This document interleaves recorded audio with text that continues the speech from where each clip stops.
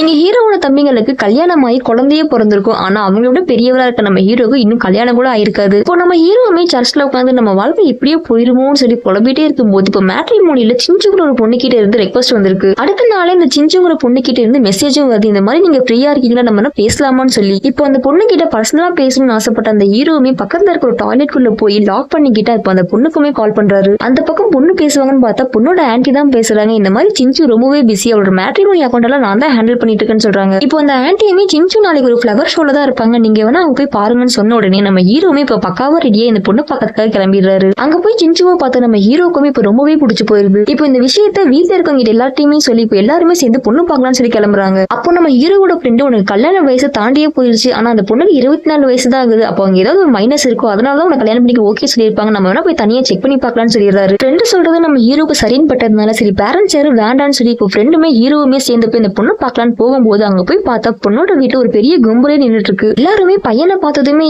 மாப்பிள்ளை வந்துட்டாருன்னு சொல்லி ஒரே ஆரவாரமா இப்ப அவரை வரவேற்றுட்டு இருக்காங்க. இந்த பக்கம் ஹீரோ வீட்டுல பொண்ணோட போட்டோ பார்த்துட்டு இருக்கும்போது அங்க வந்து ஒரு குட்டி பொண்ணு போட்டோ வாங்கி பார்த்துட்டு இது சிஞ்சு வாக்கா, இவங்க ரொம்ப ஃபேமஸ் ஆனவங்கன்னு சொல்றா. அப்படியே இந்த பக்கம் நம்ம ஹீரோவும் அந்த பொண்ணுமே இப்ப தனியா பேசிட்டு இருக்காங்க. இப்ப ஹீரோ ரொம்பவே நர்வஸா இருக்கிறதுனால அந்த பொண்ணு கிட்ட வந்து நீங்க ஓகே தானே இப்ப நிறைய டைம் கேட்கறா. நம்ம ஹீரோமே இல்லங்க எனக்கு எல்லாமே ஓகே தான் சொல்லிடுறாரு. அப்படி அவர் பேசி முடிச்சுட்டு கிளம்பும் போது அங்க டேபிள் மேல இருக்க ஒரு கேமராவை நோட் பண்றாரு. பார்த்தா நம்ம ஹீரோயின் இப்ப நடந்த எல்லா விஷயத்தையுமே ரெக்கார்ட் பண்ணி யூடியூப் சேனல்ல லைவா காமிச்சிட்டு இருந்திருக்கா. இந்த லைவ் ஷோவை நம்ம ஹீரோ ஃபேமிலி இருக்க எல்லாருமே பாத்துட்டு இருக்காங்க. இப்போ ஹீரோவை லைவ்ல இன்ட்ரோடியூஸ் பண்ணி வச்ச அந்த பொண்ணு இவர்தான் அந்த பொண்ணு பார்க்க வந்திருக்காரு, இவரை நான் கல்யாணம் பண்ணிக்கலாமா வேண்டாமா, நீங்க சப்ஸ்கிரைபரா நீங்க சொல்லுங்க, நீங்க எஸ் நிறைய கமெண்ட் பண்ணீங்க, நான் இவரை கல்யாணம் பண்ணிக்கிறேன்னு சொல்லிடுறா.